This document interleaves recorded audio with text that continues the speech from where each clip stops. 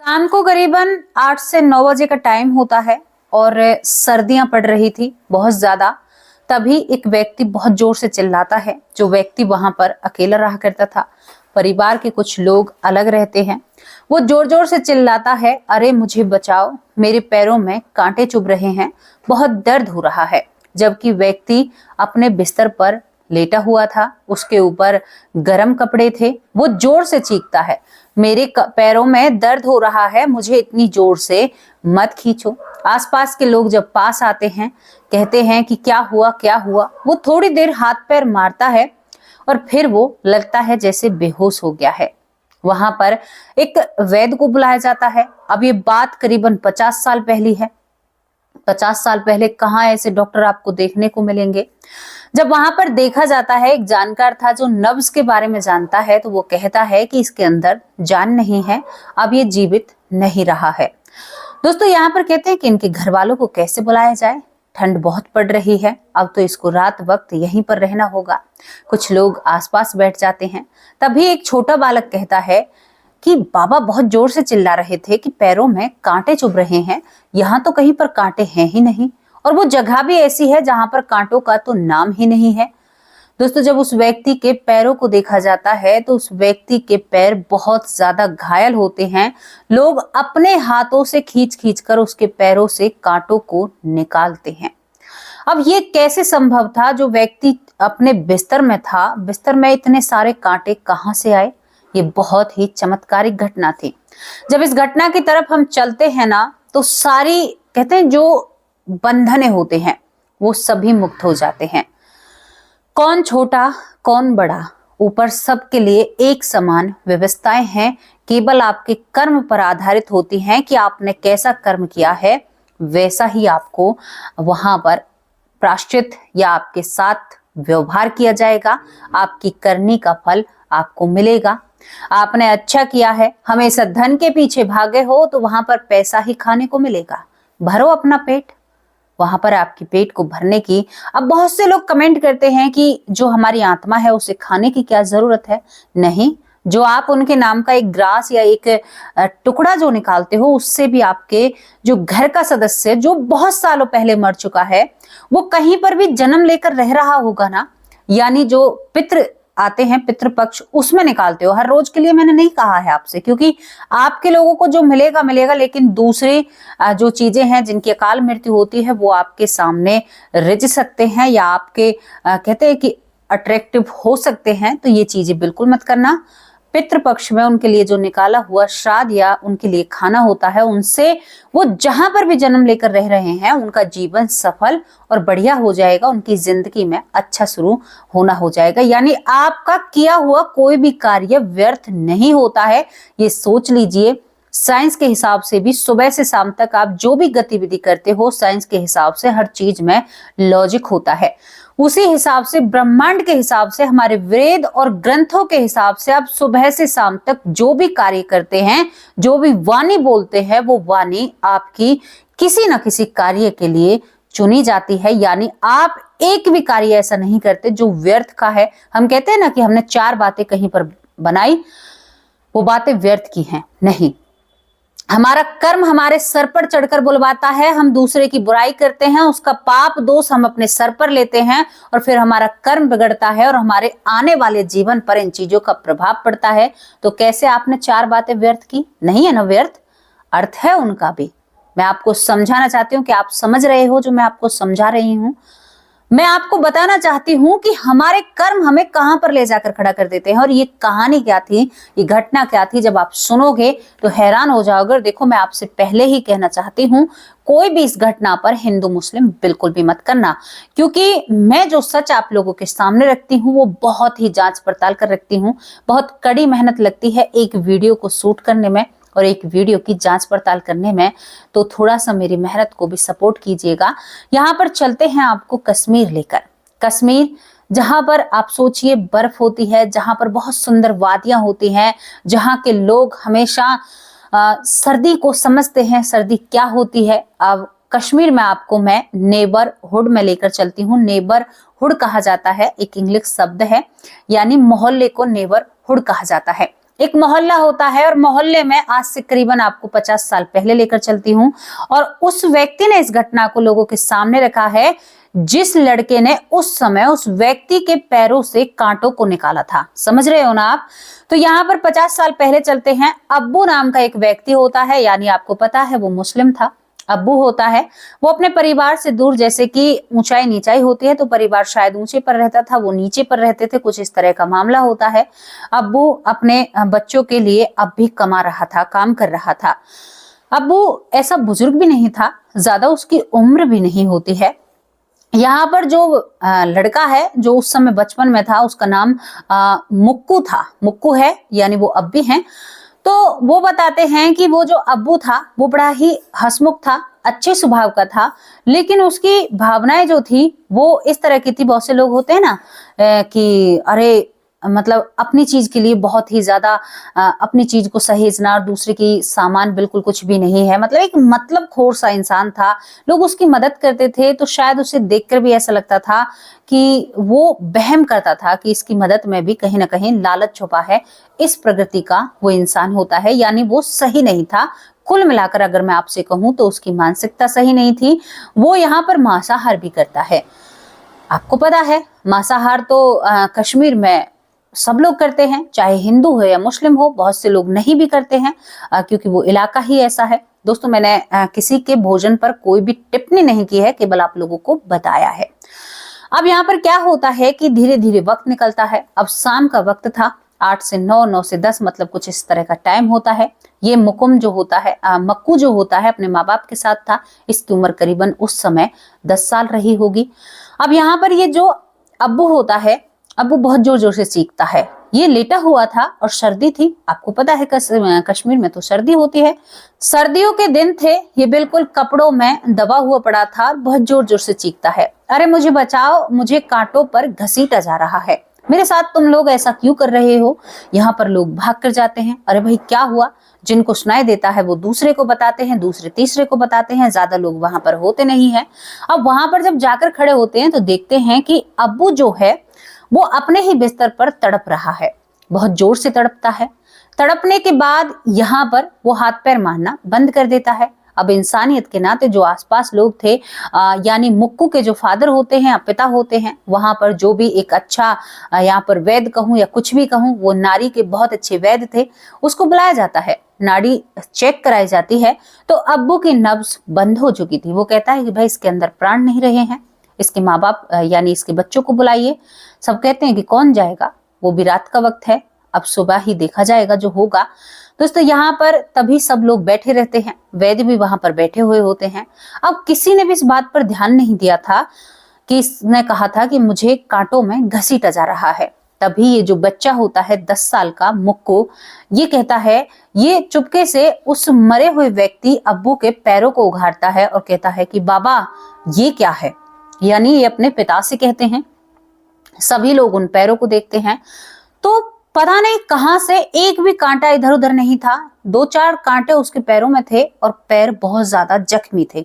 ये बात बहुत ही हैरान करने वाली थी। इसके बाद उसके पैरों से ये लड़का एक कांटे को खींच भी लेता है। अब सोचते हैं कि यहाँ पर तो ऐसे कांटे कहीं मिलते भी नहीं है, 50 साल पुरानी बात है। सब हैरान, ये कहां से आए। उन कांटों को मुक्कू के जो पिता होते हैं वो खींच कर निकालते हैं। बड़ी हैरानी भरी बात थी। अब सुबह कोई देखेगा तो कहेगा इसके साथ कुछ किया तो नहीं है। ये होती है ना ये बातें। दोस्तों, इसके बाद जब कुछ घंटे और बीतते हैं, रात को करीबन 11:30 या 12 बजे, 12 बजे का टाइम था, तभी यहाँ पर मुक्कू के पिता बैठे हुए थे, कुछ और लोग भी बैठे थे। उसने कहा था कि भाई मैं अकेला नहीं रहूंगा, मामला ऐसा है, सुबह जाने कौन कैसी तर्क निकाले। यहाँ पर ये सभी बैठे होते हैं, तभी इस अब्बू की आंखें खुलती हैं। आंखें खुलने के बाद लोग डर कर भाग जाते हैं। रात का वक्त था। ये कहता है कि अरे भाई रुको रुको, मैं जिंदा हूं। अब एक व्यक्ति जिसके पैर जख्मी है वो इस तरह की बातें करे उठ के, तो देखो डर तो लगेगा ही, और डर लगना जायज भी है। तभी यहाँ पर मुक्कू के जो पिता होते हैं वो बहुत ही ज्यादा स्ट्रांग थे, मतलब एक मानसिक रूप से बहुत लोग बहुत ज्यादा स्ट्रांग होते हैं, बहुत दिल के कमजोर भी होते हैं। वो कहता है कि अरे देखें तो सही, कि क्या बात है, क्या मामला है, क्योंकि वो बार बार कह रहा था कि आओ ना मेरे पास, मैं जिंदा हूं, ऐसा मत डरो मुझसे, मुझे भी डर लग रहा है। जब वो एक आम भाषा करता है तो वहां पर सभी लोग वापस धीरे धीरे उसके पास जाते हैं। यहाँ पर कुछ लोग तो कंकड़ी उठाकर उसमें मारने की कोशिश करते हैं। वो कहता है कि अरे भैया, मैं मरकर तो जिंदा हुआ हूं, अब आप लोग मेरे ऊपर कंकड़ी मारो। ये बातें होती हैं। तभी मुक्कू के जो पिता फादर होते हैं वो उसके पास जाते हैं, कहते हैं कि तुम जीवित कैसे हो सकते हो, मैंने तो कहा तुम जीवित नहीं हो। वो कहता है कि मैं जीवित हूं और मैं ऐसी जगह पे से आया हूं, अगर मैं बताऊंगा तो ये बातें बहुत विवादित होंगी। कश्मीर का मामला था। आप सोचिए, वहां पर ऐसी बातें करें तो फिर बहुत ताज्जुब होगा। अब आप कहोगे कि फिर मैं फिर उसी बात पर आऊंगी। अब यहाँ पर जो अब्बू होता है वो कहता है भाई मैं ठीक हूँ, मुझे ना गर्मा गर्म पानी चाहिए, मुझे पानी पीना है। यहाँ पर मुक्कू कहता है कि लो, मुक्कू पानी की व्यवस्था करता है, पानी पिलाया जाता है। अब रहा नहीं जाता मुक्कू के पिता से, भाई बताओ ना तुम्हारे साथ क्या हुआ। वो कहता है कि अगर मैं बताऊंगा तो मेरे ईमान यानी कुछ ऐसा बोलता है कि उसके खिलाफ होगा। अब ये बात बड़ी हैरान करने वाली, भाई ऐसी बातें क्यों कह रहे हो। वो कहता है कि नहीं, मैं नहीं बता सकता, मेरे लफ्ज बंधे हुए हैं, मैं नहीं बता सकता। यहाँ पर मुक्कू के फादर कहते हैं कि भाई कुछ ऐसा मामला है, क्या देख लिया तुमने, कहीं हमारे यमराज को तो नहीं देखा। वो हंसते हंसते ऐसे ही कहते हैं। तो यहाँ पर मुक्कू से अब्बू कहता है कि आपको ही बता रहा हूं, कुछ ऐसा ही समझ लेना।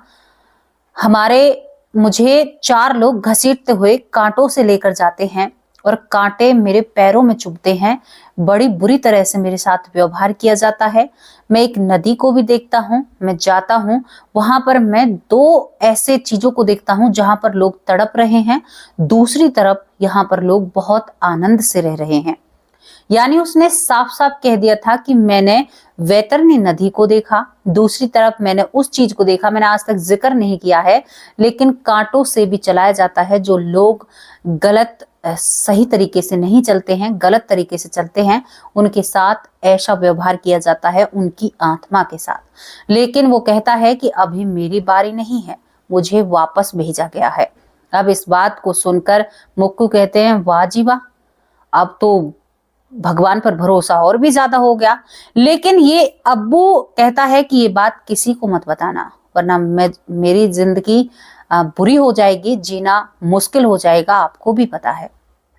दोस्तों यहाँ पर सुबह होती है। मुक्कू भी बड़ा शैतान था। वो कहता है कि बाबा तुमको रात क्या हुआ था, क्योंकि वो भी उसे बहुत प्रेम करता था, इस व्यक्ति को, अब्बू को। और कहीं ना कहीं मुक्कू का परिवार अब्बू को बहुत ही सपोर्ट करता है। ये कहता है कि कुछ नहीं हुआ बेटा, बाबा बताओ ना। अभी पीछे लग जाता है, आज ये आराम पर था, बाबा बताओ ना क्या हुआ। अब इसी बात को इसको बताया जाता है। ये बच्चा था, वो कहता है कि बाबा आपके कांटे मैंने खींचे थे आपके पैरों, ये कैसे लगे। वो कहता है कि बेटा कुछ लोग मुझे घसीट कर ले जा रहे थे और मैं कांटों पर चला था, ये तब मेरे पैरों में चुभे। तो यहाँ पर मुक्कू कहता है कि मैंने तो नहीं देखा, आप बिस्तर पर लेटे हुए थे, मैंने आपको चलते हुए नहीं देखा, सबसे पहले मैं आपके पास आया था। वो कहता है कि बेटा जब तू बड़ा हो जाएगा, जब समझ जाएगा, उससे पहले तुम्हें समझ नहीं आएगा। दोस्तों इसके बाद सभी लोगों से कहा जाता है कि वो मरा नहीं था, जीवित था। कांटों की जो बात होती है, बहुत से लोग कहते हैं कि भाई कुछ हुआ होगा, या इनकी जन्नत या ऐसी चीजों के बारे में कुछ बातें होंगी, कुछ तरह तरह की तर्कें निकालते हैं। लेकिन अब वो किसी को भी नहीं बताता है, इस मुक्कू के पिता को जो बताता है, जो आज इस दुनिया में नहीं है। और ये सारी बातें मुक्कू के पिता ने और मुक्कू ने खुद ने कांटे इस अब्बू के पैरों से खींचे थे। तो यहाँ पर ये कहते हैं कि मुझे झूठ बोलकर मिलेगा क्या, मुझे कुछ भी नहीं मिलेगा। हमारे वो बहुत खास थे, हम उनका बहुत ध्यान रखते थे, लेकिन उनकी मानसिकता सही नहीं थी। वो कहते हैं कि वो थोड़े से ना ऐसे थे कि बहुत बहमी इंसान जो होते हैं। अब ये तो वही जाने भाई, वो एक साथ एक दूसरे के साथ रहे थे, हमने तो वो समय भी नहीं देखा। अब इन घटनाओं को सुनने के बाद कुछ लोग, अब मैं क्या कहूं, मुझे बहुत हंसी आती है। वो कहते हैं कि आप उस वक्त कहां पर थी। अब भैया एक बात बताओ, अगर मैं उस वक्त पर थी तो मैं फिर यहाँ पर नहीं, मैं भी कहीं ना कहीं पर होंगे ही। मैं तो पुनर्जन्म पर भरोसा करती हूँ, मैं भी कहीं जी रही होंगी, बुढ़ापे की जिंदगी या कोई दौर जी रही होंगी, कहीं ना कहीं तो हम होंगे, ऐसी तो बात नहीं है। और एक और बात आपको बताऊं, यहाँ पर इन चीजों से, इन घटनाओं से एक बात साफ सत्य होती है और सिद्ध होती है क्या बात होती है, आज हम हिंदू हैं, हम कहते हैं कि मतलब मुस्लिम ये मुस्लिम वो, हमारे कर्म बिगड़ गए, हमसे कुछ गलत हुआ, हम मुस्लिम बन गए। अब मुस्लिम बन के हम कहें भाई हिंदू बहुत बेकार है, हिंदू ये है, हिंदू वो है, उधर से कुछ हुआ, फिर मतलब देखो हम किससे लड़ रहे हैं, अपने आप से ही लड़ रहे हैं ना कहीं कर। जो प्रकृति का हिसाब है वो गोल ही है। कहते ना कि एक फिल्म का डायलॉग है, भैया पृथ्वी गोल है, जहां से चलोगे वहीं पर आकर रुक जाओगे। तो हमारे ऐसे ही जो वेस्ट चीजें होती हैं, जैसे बनकर आती हैं, प्लास्टिक की चीजें होती हैं, उनको फिर रिसाइकल किया जाता है, उनको साफ सुथरा कर कर फिर उनका आइटम बनाया जाता है। तो ये सारी चीजें ऐसे ही घूम रही हैं, तो हमारी जिंदगी भी ऐसे ही नहीं घूम रही है। मैं हैरान हो जाती हूँ, कभी मैं मुस्लिम लोगों की पुनर्जन्म की घटना लेकर आती हूँ।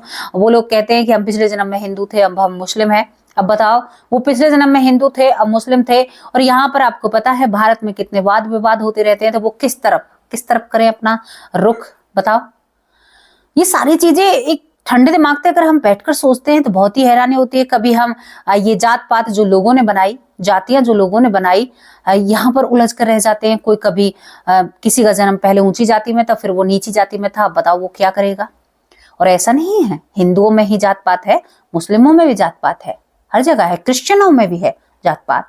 ये कहते हैं कि भाई अरे ये तो हिंदुओं में ही नहीं, हर रिलीजन में है, हर जगह आपको मिल जाएगी जात पात।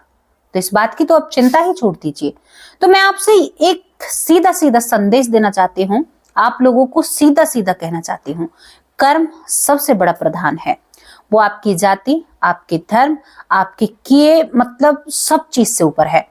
कर्म अच्छा करोगे ना, दयावान रहोगे, दूसरों के प्रति प्रेम रहेगा, सामने वाले को अगर जिस दिन आपके अंदर ये बदलाव आ जाएगा ना, आपको बुरे व्यक्ति में भी कहीं ना कहीं लगा होगा कि कुछ ना कुछ तो रहा होगा, ये अच्छा इंसान है। सोच लीजिएगा आपके अंदर परिवर्तन हो रहा है, जो आपको बाद में पता चलेगा। पता है, एक रोड पर एक्सीडेंट होता है, एक्सीडेंट के बाद क्या देखते हैं हम, एक्सीडेंट जिसका हुआ, जिसका हो गया, कुछ लोग वीडियो बनाते हैं, वीडियो का चलन बहुत चल रहा है दोस्तों। कुछ लोग वीडियो बनाते हैं, कुछ लोग उतर कर जिसका बड़ा वाहन होता है दे दनादन उसे मारने पीटने लगते हैं। अब जब आपके ये काम है ना, इस काम से जो लोग गुनाह करते हैं, जो गलत करते हैं, वो अपनी गाड़ी या वाहन लेकर भागने लगते हैं। ये किससे हुआ? दूसरी बात, जो जिसको चोट आई है, गंभीर चोट आई है, कई केस हमने ऐसे देखे कि उन लोगों की मदद की। अब तो हालांकि बहुत ही ज्यादा टीवियों पर या सोशल मीडिया का जमाना है, हर जगह फोन होता है सबके पास, तो फोन चलाकर मदद करते। तो क्या होता है कि वो लोग उनके ऊपर ही अपना आरोप डाल देते हैं जिनके साथ घटना घटी, और जिसने किया वो भागकर फरार हो गया, और जो बेचारा मदद करने वाला है वो उल्टा फंस गया। अब लोग मदद करने को तैयार नहीं, लोग सोचते हैं कि कहाँ चौकियों के चक्कर काटेंगे, कहाँ पुलिस के पास जाएंगे। तो ये चीजें ना कहीं हमने ही बिगाड़ी हैं। मैं तभी कहती हूं कि कर्म अच्छा है तो आपका जीवन अच्छा है। आत्मा पहले ही तय कर लेती है कि अगला जन्म मुझे क्या मिलने वाला है। अगर आपको यकीन ना हो इस बात पर, तो 15 मिनट बैठकर अपने कर्मों पर एक सूची बनाइए, एक रजिस्टर में लिखिए। एक तरफ आप अपने अच्छे कर्म लिखिए और एक तरफ आप अपने बुरे कर्म लिखिए। मैं आपसे वादे के साथ कह सकती हूं, आपको अभी पता चल जाएगा कि आप कितने पानी में हैं। क्योंकि हम किसी के सामने नहीं कहते, लेकिन हमें तो पता है हम क्या कर रहे हैं, पक्का पता है हमें, और आपको भी पता है, मुझे पता है मैं कैसी हूं। लोग दिखावे के लिए कुछ भी कर सकते हैं, लेकिन अपने अंदर जब वो झांकते हैं तो उन्हें एक एक चीज मालूम होती है, और उस चीज को कोई नहीं बदल सकता, कोई माई का लाल नहीं बदल सकता। ये सच्ची बात है। तो मैं तो आपसे यही कहना चाहूंगी, कर्म अच्छे हुए तो अगला जन्म एक अच्छी जगह पर मिलेगा, किसी मंदिर के साथ में मिलेगा। और भी कर्म अच्छे हुए तो आप एक एक सीढ़ी कर कर पहुंच सकते हैं। और भी जल्दी आपको जाना है तो इसी जन्म से भजन शुरू कर दीजिए। आगे समय जो आने वाला है, आपको आगाह कर रही हूं, राम नाम आप ले नहीं सकते हैं, पीटा जाएगा, पिटाई लगाई जाएगी। अरे हट, राम का नाम ले रहा है। तो सोच लीजिए थोड़ा सा वक्त है हमारे पास यहाँ से जाने का, और यहाँ से इस मोह माया भरी दुनिया से, बड़ा मुश्किल है ये मोह माया का जाल छुड़ाना, क्योंकि बड़ा मोह है लोगों का खाने में, व्यंजनों में, पहनने में। अब औरों से क्या कहे भाई, हमें भी लगता है लोगों को देख कर कि हम अच्छा पहने, जबकि हमें अंदर से पता है ये सब कुछ यहीं पर रहना है। मरने के बाद कोई 15 मिनट भी नहीं रखता जमीन पर। अरे जल्दी लेकर चलो, बॉडी खराब हो जाएगी। नाम भी लेना पसंद नहीं करते हैं लोग। अरे शरीर खराब हो जाएगा, नाम नहीं लेते हैं, शरीर हो जाता है वो।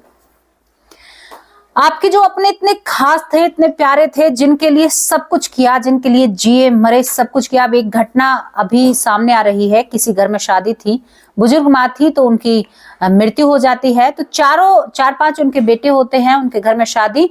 सभी ने तय किया कि इनकी जो शरीर है, देह है, उसको मोर्ची यानी मुर्दा घर में रख दिया जाए, बर्फ में लगाकर। शादी होने के बाद इनका अंतिम संस्कार करेंगे, वरना अपशकुन हो जाएगा। अब आप सोचिए, इस पर लोग सवाल खड़े कर रहे हैं, बहुत सारी वीडियो बन रही हैं, बताइए अब क्या होगा। तो सोच लीजिए, हाय मेरा, कई बुजुर्ग महिलाएं तो मैंने ऐसी देखी हैं, सीना फाड़ फाड़ कर, मेरा पोता है, मेरी बेटी है, मेरा नाती है। भैया कोई काम नहीं आता, आखिरी वक्त पे तो हमें जाना ही है, और मृत्यु लोग है। खुश हो जाओ, कीर्तन करो, कोई हमें जाना तो है। मेरा बड़ा मन लगता है कीर्तन भजनों में, लेकिन क्या करूं, वक्त नहीं मिलता है, लेकिन फिर भी कोशिश करती हूं, तो आप लोगों को भी कोशिश करनी चाहिए।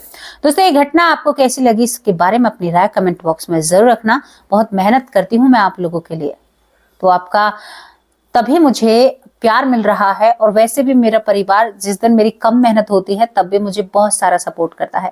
थैंक यू मेरे प्यारे परिवार। आज मैं आपका नाम नहीं ले पा रही हूँ किसी कारण, बस अब आप लोगों से मैं विदा लेती हूँ। और thank you thank you thank you मेरे प्यारे परिवार। आप हमेशा खुश रहें, स्वस्थ रहें, मस्त रहें, यही भगवान से प्रार्थना है। आपके घरों में खुशियां महकती रहें, सदा सुखी रहें आप। अब आप लोगों से विदा लेते हैं, कल हाजिर होंगे एक सच्ची अच्छी स्टोरी के साथ। तब तक के लिए नमस्कार, जय हिंद, जय भारत।